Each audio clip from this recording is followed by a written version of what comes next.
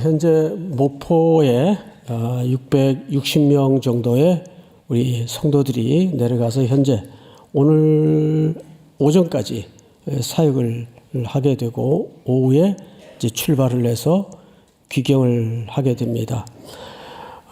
저도 이제 하루 정도 1박을 하면서 그 무안과 목포 지역을 다녀봤는데 검은 플래카드로 모든 도시가 우울하고 또 슬픔에 잠겨져 있습니다. 특별히 모든 후속 조치나 또 특별히 슬픔을 당한 가족들에게 주님의 참된 위로와 또 회복이 있기를 계속 기도해 주시기 바랍니다. 또 경제적으로도 지금 지표가 어렵다라는 보도가 자꾸 나오고 또 그 근간에는 정치적 상황이 또 일조를 하고 있습니다. 이럴 때에 말씀을 첫 주일 내용을 준비하면서 많은 미사 여구를 동원해서 희망차고 격려가 되고 새 힘을 좀 갖게 하는 말씀으로 준비를 했으면 참 좋겠는데 하필 또 오늘 순서가 11장 내용이 전부 무시무시한 내용이에요. 이걸 첫 주일 들고 올라가야 되나 고민을 하다가 제가 깜짝 놀랐어요. 하나님은 심판과 저주 속에도 온 인류가 마지막 참된 위로가 뭘까? 참된 희망이 뭘까를 여기에서 보여주고 있기 때문에 우리가 오늘 전체 내용은 8절까지 읽었지만 14절까지 살펴보면서 올 한 해 우리가 붙잡아야 될 주님의 회복의 진리가 뭘까에 근접하는 은혜가 있기를 주의 이름으로 축복합니다. 2부 때 설교를 하는데 앞에 앉아있던 한 분이 벌떡 일어나서 옷을 들고 가방을 들고 나가시더라고요. 그래서 내내 설교를 하면서 야, 너희 또 뭐 말실수를 했나. 그래서 대기실에 끝나고 들어가가지고 사회 보신 목사님에게 내가 무슨 말실수 혹시 했나 그랬더니 아니 그런 거 없는데요. 그러니까 중간에 급한 일이 생기면 나갈 수는 있는데 손을 좀 들고 나가주세요. 내가 굉장히 부담이 되니까 아마 급한 일이 계셨던 것 같아요.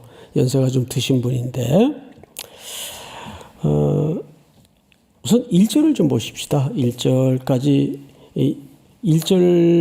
3절까지 보면 사실 하나님의 심판에 관한 내용이에요. 근데 뭘 심판하는가를 잘 보시기 바랍니다. 레바논아 네 문을 열고 불이 네 백향목을 사르게 하라. 자, 앞을 좀 보시기 바랍니다. 여기 레바논 백향목 아주 유명한 나무죠. 저는 이 숲을 직접 가본 적이 있습니다. 우리 코로나 전까지는 중동 선교의 일환으로 시리아 난민들이 넘어와 있는 레바논을 우리 청년들과 함께 정기적으로 다니곤 했습니다. 그 난민촌 사역을 마치고 이제 비행기를 타기 위해서 공항으로 가다가 안내하시는 분이 여기 길목에 레바논 숲이 있대요. 그 백향목 숲. 그 레바논이 조금 이렇게 높은 위치에 있는 지역입니다. 그러면 가는 길에 시간도 좀 여유가 있고 하니까 그 백향목 숲을 좀 가서 보자고. 이 차를 잠깐 세우고 이제 맨몸으로 백향목 숲을 들어갔는데 나무 하나가 이게 손으로 잴 수 있는 아름드리 정도가 아니에요. 어마어마한 크기의 나무가 어쩜 그렇게 곧곧 똑바르게 하늘을 향해 치솟았는지, 그리고 열매가 이상하게 과일은 아닌데 그 위에 열매가 하나 달렸더라고요. 전부 하늘을 향해 이렇게 났어요. 신기하죠? 이 백향목. 근데 거기가 물어보니까 지중해를 기준으로 해서 해발 2,000m가 넘는 고지대예요. 어마어마한 백향목 숲이 쭉쭉 하늘을 향해서 고다 솟아 있는데, 그래서 여기서 레바논의 백향목 하면 무슨 뜻인가 하니 교만이라는 뜻입니다. 교만. 그 지도자들의 교만한 상태를 고발하는 그림 언어예요. 여러분 아시죠? 열왕기상 앞부분에 보면 솔로몬이 왕궁을 짓고 성전을 짓고 자기 집무실을 지을 때 무슨 나무로 썼어요? 백향목 나무로 썼어요. 근데 어디 산입니까? 레바논 산이에요. 그래서 그 나무를 찍어서 캐다가 실어 날라서 성전 짓고 집무실 짓고 왕궁을 지었어요. 그럼 그거 전부 누구를 노동력을 동원했을까요? 백성들입니다. 몇만 명씩 교대로 레바논에 상주를 시켜서 그 나무를 찍어다가 나릅니다. 제가 그 백향목 숲에 서서 한번 수천 년 전 시대로 돌아가서 상상을 해봤어요. 이 나무를 찍어다가 짧게는 2,000m 아래 바닷가까지 어쨌든 끌고 가야 돼요. 그 당시 무슨 장비도 뭐 옳게 없었던 시대일 텐데 거의 노동력으로밖에는 감당이 안 되는 사역인데, 그럼 거기다가 뗏목을 묶어서 요빠 항구 쪽으로 흘러내리겠죠. 그럼 또 그 항구에서 받아 그 나무를 현장까지 예루살렘까지 운반을 해야 됐겠죠. 그러니까 솔로몬이 죽은 다음에 르호보암이 왕이 될 무렵 원로들이 와서 제일 먼저 탄원을 했던 게 뭡니까? 제발 아버지 쪽의 그 노동을 좀 감해 주십시오. 그게 너무너무 힘겨웠다는 얘기예요.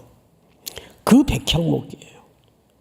그러니까 레바논의 백향목 하면 이스라엘 사람들에게는 무슨 관상수처럼 보기 좋고 야 멋있다 이런 의미가 아니에요. 아주 지도자들의 그 교만을 충족시키기 위한 징그러운 나무입니다. 우리 그런 말 하잖아. 하도 어떤 영역에 대해서 고생이 지나면 아유 보기도 싫다. 그런 말 하죠. 예. 우리 군대 제대한 형제들은 아유 군대 그쪽으로 못도 안 한다. 뭐 그런 말 하잖아요.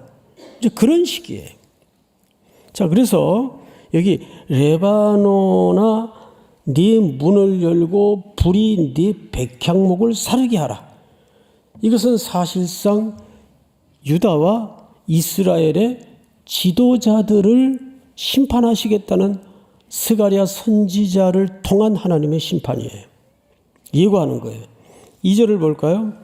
너 잣나무여 곡할지어다. 백향목이 넘어졌고 아름다운 나무들이 쓰러졌음이로다. 바산의 상수리 나무들이 곡할지어다. 무성한 숲이 엎드러졌도다. 이러한 부와 위엄을 자랑하는 숲을 이룬 이런 화려함들이 전부 일시간에 사라지고 태워질 것이다. 그러니까 앞에 1, 2절에 총망라한 나무들은 뭘 얘기하냐 하면 이스라엘 지도자들이 사실은 이 정도면 만족한다, 이 정도면 안전하다 하는 모든 것들입니다. 사람이 견고히 구성해서 견고히 쌓아서 견고히 만들어서 이루어 놓은 그 모든 것들이 하나님이 훅 불어버리면 일순간에 불섭이 될 수 있다 그 말이에요. 그걸 경고하는 겁니다. 자, 그리고 나서 4절부터는 5절까지 스가랴 선지자에게 하나님이 역할을 맡겨요. 그러니까 우리 역할극이라는 거 있죠. 역할극을 맡깁니다. 성경에 보면 종종 예레미야도 그 역할을 했었지만 선지자라는 존재는 그 시대의 아이콘 같은 존재입니다. 그래서 그 선지자에게 지금 이 시대를 정확히 읽어낼 수 있는 어떤 퍼포먼스를 맡길 수가 있어요. 그러한 의미를 담은 역할을 스가랴 선지자에게 맡기는데 어떤 역할을 맡기는가 보십시다. 여호와 나의 하나님이 이르시되 너는 잡혀 죽을 양떼를 먹이라. 양떼를 먹이는 목자의 역할을 맡깁니다. 근데 양떼가 어떤 양떼예요? 곧 잡혀 죽을 양떼예요. 이제 그 양떼를 먹이는 목자의 역할을 스가랴에게 하나님이 명하십니다. 이거 하나의 역할극입니다. 시대를 위한. 자, 5절을 보십시다. 세 종류의 목자들을 소개하는데 사들인 자들은 그들을 잡아도 죄가 없다 하고, 무슨 얘기냐 하면 양떼를 사다가 잘 먹이고 길러야 되는데 사들인 자들은 그걸 양을 잡아먹어요. 죽여서. 이런 종류의 목자를 소개해요. 이 전부 지도자들의 죄를 고발하는 설명들입니다. 그림 언어들입니다. 두 번째 목자의 상태를 보십시오. 판자들은 말하기를 내가 부요하게 되었은즉 여호와께 찬송하리라. 양을 팔아먹고는 그 챙긴 돈을 주머니에 불룩히 넣고 하나님 내게 은혜를 주셔서 감사합니다. 양을 팔아먹고 양의 유익을 생각하는 것이 아니라 이익을 생각하는 거예요. 자기 주머니의 이익을 생각하는 이 파렴치한 지도자들이 당시 그래서 미가서를 보면 미가 선지자가 뭐라 그랬어요? 이런 얘기를 했어요. 이에 물면 평화를 외치지만, 다시 말해 먹을 것을 입에 선지자들에게 물려주면 축복합니다. 복 받을 겁니다. 근데 물 것을 주지 않으면 전쟁을 준비하고 저주를 선언하는구나. 이게 이 시대의 그림이에요. 근데 여러분, 종교 상황에서 이런 그림들이 사실 오늘날에도 존재합니까? 안 합니까? 존재한단 말이에요. 헌금 많이 하면 하나님께서 집사님 복 주실 겁니다.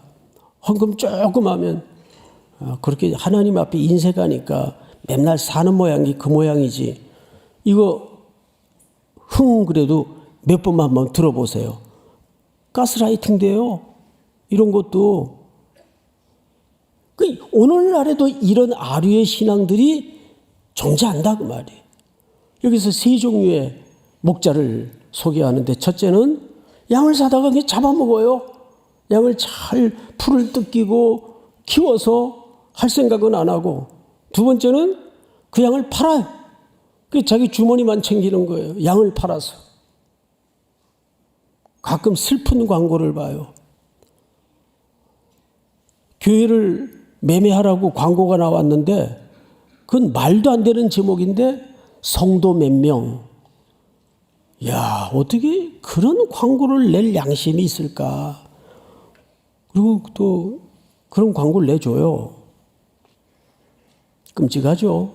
끔찍한 세상이 된 거예요. 마지막 세 번째 목자의 모습을 보십시다. 그들을 불쌍히 여기지 아니하는도다. 목자의 마음속에는 백성들에 대한 긍휼과 자비가 없어요. 그러니까 그런 짓들을 하는 거예요. 양을 사다가 잡아먹고 양을 불쌍히 여기지 않으니까 그냥 팔아가지고 자기 주머니만 채우는 이런 목자들이 활개를 치는, 그 양을 그냥 숫자로만 생각하는 이 지도자들. 여기서 목자는 지난주에 말씀을 드렸죠. 정치, 경제, 영적인 모든 지도자들을 총망라하는 표현이 목자들이라고 표현합니다. 이 세 종류의 목자를 소개해요. 자, 그런데 6절로 넘어갑니다. 여러분 6절을 한번 같이 읽어볼까요? 시작. 여호와가 말하노라 내가 다시는 이 땅 주민을 불쌍히 여기지 아니하고 그 사람들을 각각 그 이웃의 손과 임금의 손에 넘기리니 그들이 이 땅을 칠지라도 내가 그들의 손에서 건져내지 아니하리라 하시기로. 네. 그 이러한 세 종류의 목자가 존재하는 시대를 향해서 하나님이 말씀하시는 거예요. 첫째는 내가 다시는 불쌍히 여기지 않겠다. 또 그들이 이웃에 넘어가도 그들의 임금에서 손에서 건지지 않겠다. 이 땅을 칠지라도 내가 그들의 손에서 건져내지 아니하리라. 이건 딱 한마디로 뭘 하시겠다는 얘기입니까? 그냥 버려두겠다. 육이 제일 무섭잖아요.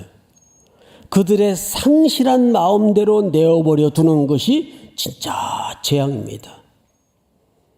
내가 하나님 앞에 죄를 물 먹듯 밥 먹듯 먹고 마시는데도 하나님이 건들지 않으면 진짜 그거는 재앙 중에 있다고 봐야 정확합니다. 그래서 버려두겠다. 지금 이스라엘이 그 지경까지 갔어요. 7절 내가 잡혀 죽을 양떼를 먹이니 참으로 가련한 양들이라. 내가 막대기 둘을 취하여 하나는 은총이라 하며 하나는 연합이라 하고 양떼를 먹일세. 자, 이제 여기서부터 아주 중요한 이제 이야기가 시작이 됩니다. 하나님이 스가랴 선지자에게 양떼를 치는 목자의 역할을 맡겼어요. 근데 스가랴 선지자는 잡혀 죽을 양떼를 먹이는 역할을 맡았습니다. 근데 여기 또 보니까 7절 끝에 막대기 둘을 준비한대요. 근데 막대기 하나의 이름은 은총이라는 막대기고 하나의 이름은 무슨 막대기예요? 연합이라는 막대기라. 그리고 그 막대기로 양떼를 먹일 거래요. 그럼 이제 희망의 조짐이 좀 보인다. 기대를 가지고 성경을 읽었더니 웬걸 더 참담한 내용이 이어서 나옵니다. 8절 한 달 동안에, 이거는 한시적인 시간을 얘기하는 거예요. 한 달 동안에 내가 그 세 목자를 제거하였으니, 세 목자는 어떤 목자? 앞에 세 종류의 목자 기억하시죠? 양을 사가지고 잡아먹고 양을 팔아치워서 자기 주머니나 불리고, 세 번째는 양을 불쌍히 여기지도 않는 그 세 종류의 목자를 어떻게 하시겠답니까? 제거하였으니 이는 내 마음에 그들을 싫어하였고 그들의 마음에도 나를 미워하였습니다. 그 지도자들은 하나님 미워해요. 그러니까 나도 그들에게 이제 관심 없다. 그리고는 9절, 우리 전체 한번 같이 읽읍시다. 9절 시작. 내가 이르되 내가 너희를 먹이지 아니하리라. 죽는 자는 죽는 대로, 망하는 자는 망하는 대로, 나머지는 서로 살을 먹는 대로 두리라 하고. 그냥 망하는 자는 망하는 대로 두고, 그냥 죽는 자는 죽는 대로 두고, 피차 살을 뜯어서 서로 물어 뜯어가지고 서로 죽이고 서로 죽는 그런 광경도 내가 그냥 두겠다. 손대지 않겠다. 이게 유기의 끝장입니다. 절정입니다. 그래서 로마서 1장에도 보면 인간의 가장 참담한 광경이 뭐죠? 그들의 상실한 마음대로 두는 거예요. 거기에는 온갖 인류가 저지른 죄악들이 쭉 백화점식으로 열거되어 있어요. 하나님이 그대로 두는 거예요. 근데 하나님이 회복하겠다고 하면 손대기 시작하는 거예요. 근데 손 안 대고 그냥 그대로 두는 거예요. 저는 이 시대가 그렇게 될까 봐 제일 두렵습니다. 자, 그런데 11절을 좀 볼까요? 10절. 이에 은총이라 하는 막대기를 취하여 어떻게 했습니까? 꺾었으니 이는 모든 백성들과 세운 언약을 폐하려 하였음이라. 앞을 보십시다. 첫 번째 막대기가 이름이 뭐였죠? 근데 그 은총의 막대기를 꺾어버려요. 이거 왜 꺾지? 그걸로 양떼를 먹이려고 만드신 막대기였을 텐데 꺾어버려요.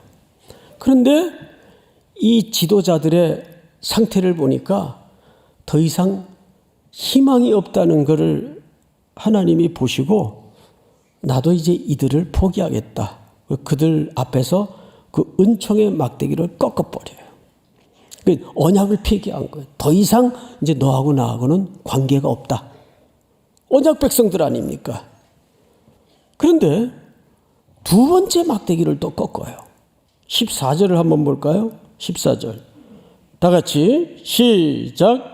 내가 또 연합이라 하는 둘째 막대기를 꺾었으니 이는 유다와 이스라엘 형제의 의리를 끊으려 함이었느니라.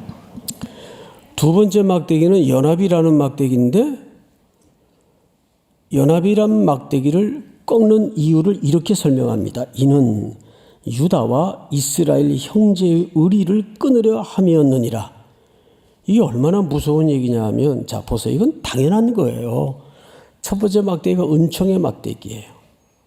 하나님과 백성들 사이가 끝난 거예요. 하나님의 관계가 무너지니까 자연히 사람과 사람의 관계도 무너집니까? 안 무너집니까? 무너지는 거죠. 이거는 어쩌면 당연한 순서입니다. 은총과 연합이 다 무너진 거예요. 자, 오늘 설명은 여기서 다 끝났어요. 뭔 설교를 새해 첫 아침에 이런 식으로 결말을 맺나? 하나님이 우리에게 어떤 결말을 주셨을까요? 우리가 첫 번째 막대기가 부러질 때와 14절에 두 번째 막대기가 부러질 때 사이에 미처 읽지 못한 내용이 하나 담겨져 있습니다. 성경을 다시 보십시다. 11절. 당일에 곧 폐함에 내 말을 지키던 가련한 양들은 이것이 여호와의 말씀이었던 줄 안지라. 그러니까 6절의 말씀이 성취된 거예요. 6절 볼까요? 여호와가 말하노라 내가 다시는 이 땅 주민들을 불쌍히 여기지 아니하고 그 사람들을 각각 그 이웃의 손과 임금의 손에 넘기리니 그들이 이 땅을 칠지라도 내가 그들의 손에서 건져내지 아니하리라 하시기로. 이 말씀이 첫 번째 막대기가 부러지면서 성취된 거예요. 자, 그런데 12절서부터 놀라운 가슴 아픈 반전이 일어납니다. 12절. 내가 그들에게 이르되 너희가 좋게 여기거든 내 품삯을 내게 주고 그렇지 아니하거든 그만두라. 그들이 곧 은 30개를 달아서 내 품삯을 삼은지라. 자, 이 해석이 가장 어렵고 가장 중요한 해석입니다. 이 말은 그 뜻이에요. 목자가 너희들이 내 품삯을 한번 주려면 계산을 해라. 그랬더니 그들이 냉큼 주저하지도 않고 얼마나 줘야 되나? 한 30? 은 30을 딱 달아서 목자에게 주어요. 성경을 다시 보십시다. 13절. 여호와께서 내게 이르시되 그들이 나를 헤아린 바, 나를 계산한 바 그 삭을 토기장이에게 던지라 하시기로 내가 곧 그 은 30개를 여호와의 전에서 토기장에게 던져지고. 무슨 얘기냐 하면 이걸 쉬운 번역으로 한번 다시 읽어볼까요? 띄워주세요. 나에게 삭을 주고 싶으면 주고 주기 싫으면 주지 마라. 그러니까 주든지 말든지 너희들이 알아서 해라 그 말이에요. 그러자 그들은 나에게 은돈 30개를 주었다. 다음 절. 여호와께서 나에게 말씀하셨다. 그 돈을 옹기장이에게 던져버려라. 그들은 내가 그만큼밖에 가치가 없다고 생각했던 것이다. 그래서 나는 여호와의 성전에서 그 돈을 옹기장이에게 던져버렸다. 토기장이에게 던져버렸다. 무슨 얘기냐면 여러분 목자요 참되신 하나님이 은 30으로 계산될 수 있는 분입니까? 그런데 우리는 늘 그런 식으로 신앙생활을 하나님과 거래해요. 하나님은 나의 전부가 되시고 창조주가 되시고 주권자가 되시는 분입니다. 그런데 성경을 보세요. 여호와께서 나에게 말씀하셨다. 그 돈을 토기장에게 던져버려라. 그들은 내가 그만큼밖에 가치가 없다고 생각했던 것이다. 여러분들은 하나님을 어느 정도 가치로 생각하고 계시나요? 여러분, 이 예고가, 이 계시가, 이 예언이 그대로 마태복음 27장에서 어떻게 이루어지는가를 한번 볼까요? 띄워주세요. 그때에 예수를 판 유다가 그의 정죄됨을 보고 스스로 뉘우쳐 그 은 30을 대제사장들과 장로들에게 돌아갔다 주며, 무슨 뜻입니까? 은 30은 유다가 자기 선생에 대해서 책정했던 값입니다. 은 30으로 누굴 팔았어요? 스승의 등에 비수를 꽂았죠. 유다가 스승의 값을 결정했던 값이 은 30이에요. 우리도 이런 식의 거래를 신앙 속에서 하나님과 할 수 있어요. 아직 여전히 하나님은 나에게 복을 가져다 주는 수단이고 범주를 못 벗어나는 기능적 그리스도인들. 4절. 이르되 내가 무죄한 피를 팔고 죄를 범하였도다 하니 그들이 이르되 이것이 우리에게 무슨 상관이냐? 네가 당하라 하거늘 유다가 은을 성소에 던져놓고 물러가서 스스로 목매어 죽으니라. 7절. 대제사장들이 그 은을 거두며 이르되 이것은 피값이라 성전고에 넣어둠이 옳지 않다 하고 의논한 후 이곳으로 토기장의 밭을 사서 나그네의 묘지를 삼았으니. 다 같이 시작. 그러므로 오늘날까지 그 밭을 피밭이라 일컫느니라. 여러분, 두 막대기가 다 부러졌어요.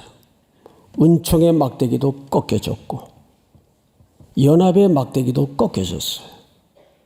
그런데 이 두 막대기 사이에 은 30이라는 이야기의 설정을 통해서 하나님은 이렇게 절망에 던져진 인류를 위해서 은총의 막대기도 꺾여졌고 연합의 막대기도 꺾여진 이 두 이야기 사이 속에 십자가를 만들어서 하나님은 아들을 이 땅에 내어 보내셔서 십자가에 이 죄값을 지불하기 위해서 아들을 거신 거라고요.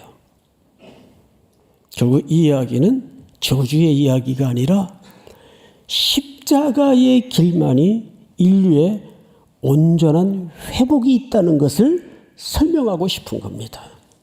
믿습니까? 우리는 십자가 앞에서 먼저 우리가 얼마나 하나님의 자비가 긍휼이 필요한 존재인가에 대한 민낯이 드러나야 되고, 호흡을 내뿜을 때, 들이마실 때 그 분초라도 십자가의 공로 없이는 내 존재의 의미가 없음을 고백해야 됩니다. 정치에, 경제에, 국방에, AI에 인류의 희망이 있지 않아요. 십자가의 새롭고 산 길, 그 십자가의 길로 올 한 해 모든 하나님의 자비하심의 기초에 서서 걸어갈 때만이 대한민국은 살아나고 인류는 회복이 될 수가 있습니다.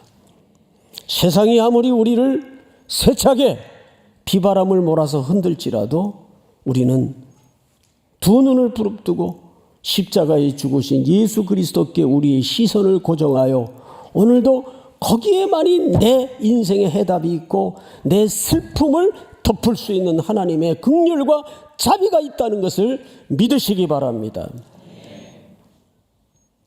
회복은 십자가의 길입니다. 다 일어나셔서 우리 찬송가 151장